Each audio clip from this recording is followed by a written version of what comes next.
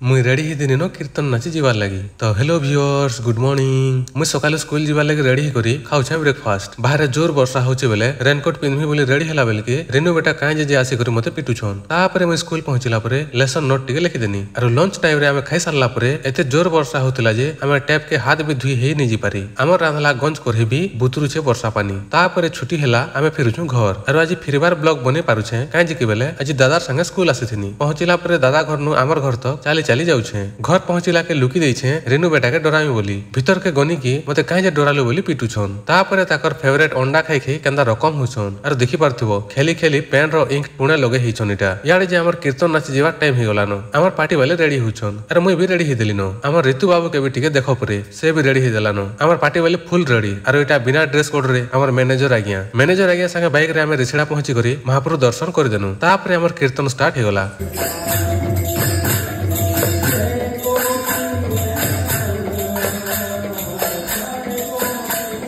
Stage छोट थिला बेले आमे अधा तले बसिछु। सरला के घर फेरी करे डिनर कला परे वीडियो एडिट करूछे। एटा तो मोर लाइफस्टाइल देखलो। मुझे जेते बेले स्कूल जेथिनी रेनू बेटा घरे काना करिछन देखो।